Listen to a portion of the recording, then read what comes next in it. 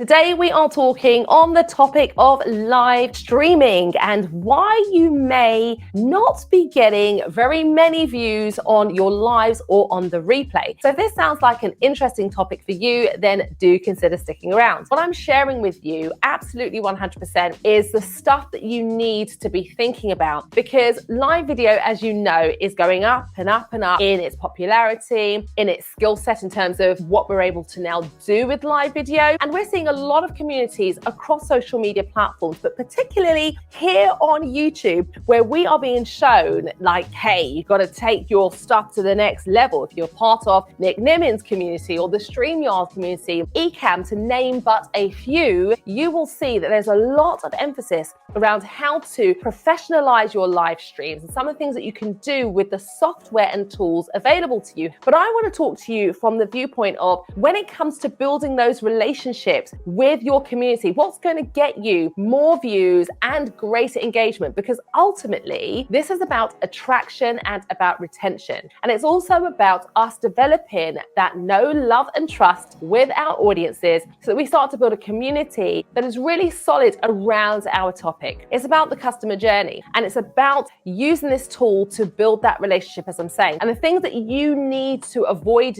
doing so that you get better results. So what are we talking about today? Well, it's about live stream mistakes, some of the common mistakes that take place when going live. And we're going to troubleshoot this right now. So let's get started with mistake number one. So here it is. Mistake number one, it's the intro. Your introductions are too long, and that has to stop, because you have to create content that engages and caters to both the live viewers as well as the replay. So you've got to get intentional with not having introductions that are too long. And your introductions need to take into consideration the attention span of a human being right now, less than 8 seconds. You've got to take into consideration both live and replay viewers, which is what I've mentioned. But you need to make sure that you are still hitting the points that demonstrates the what's in it for them. So the second live video mistake, oh my dear, which is costing views and engagement,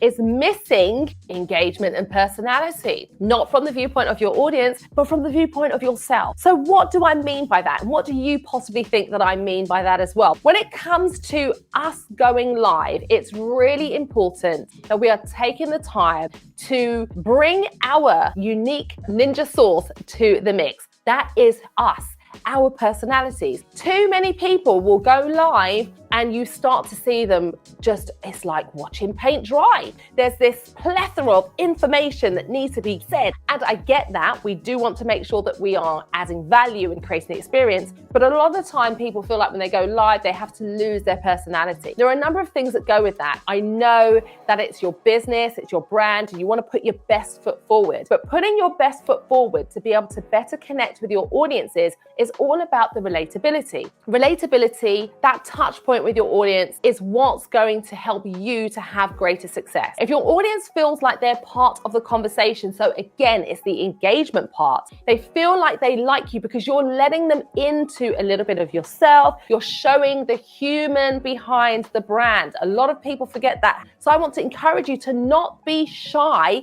because people love experiences. There is that age-old saying, I think it's Maya Angelou, people will forget what you said, but they'll never forget, what is it? How you made them feel. So don't forget about that when it comes to the live experience, because the more you're able to do that, the more you're able to captivate your audience, the more likely they're going to remember, they're going to want to come back to see what you're about, and they're going to want to participate as they get to know you, because why? They see something in you they like and that they relate to. So that's the second point. The third point is lacking clarity.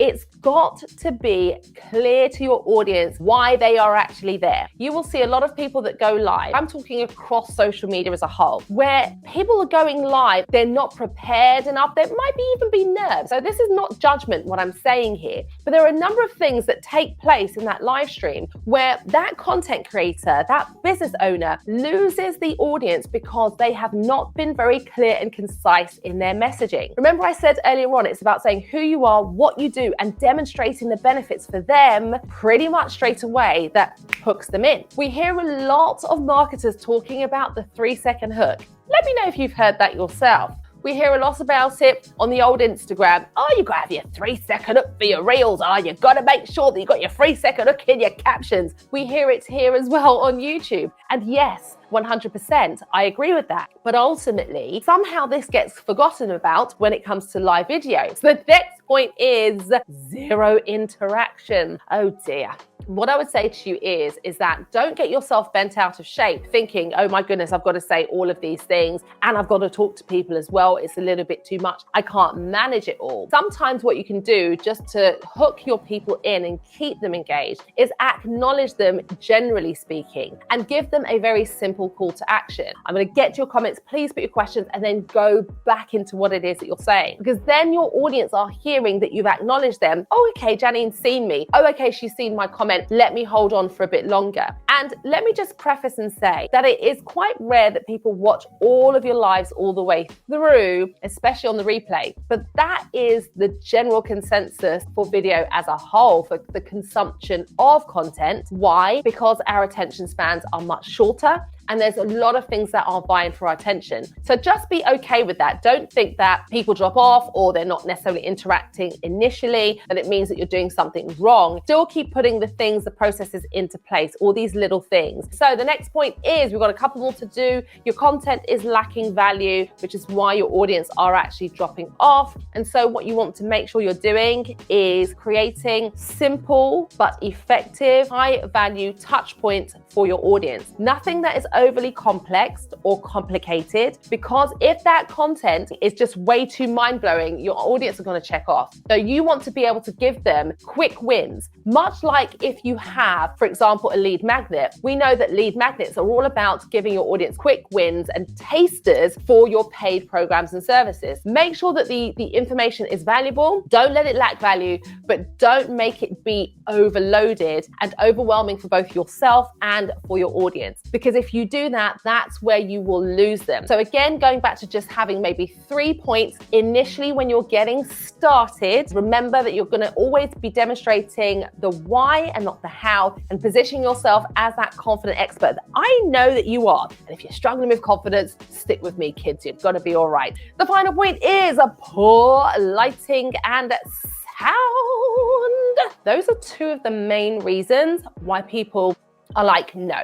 So I want you to think about, in terms of your setup, whether you're going live via your mobile, whether you're using natural or artificial lighting, whether you're using the onboard mics from your devices, or you're using, for example, today, I'm using a lapel microphone, whatever it might be, just make sure that you are setting yourself up for success. If you don't have a microphone and you use an onboard mic, make sure that you're going live in a quiet space. If you're using natural lighting, make sure that the lighting is in front of you, not to the side of you or behind you. You know, all of these things are important. So for those of you that are thinking about going live, whether it's here on YouTube or another platform, get yourself ready and prepared, know what you want to talk about ahead of the date that you have set, and schedule that live stream. Schedule it out, get your lovely little graphic done in Canva. If you want editable, customizable templates, I have my Canva for Bosses service. All the information is in the description. That will take the heavy lifting out of your content creation. Once you've actually scheduled that, you can then take that link and you can share it across your social medias, or if you have an email list, you can share that to your email list as part of your newsletter. The question of the day: what do you find most challenging when it comes to live streaming? Is it the thought of talking into a camera lens? Is it the thought of going live and nobody talking back to you, or not having many views? Is it possibly somebody challenging you? What is it? Today's discussion has been really, really good, talking why you don't get views on your live stream, some of the live streaming mistakes that we want to avoid so that we're showing up as the heavy hitters and the bosses that we are. Don't forget to watch the video that is coming up on your screen, all about live video tips and strategies. So you're going to want to check that out.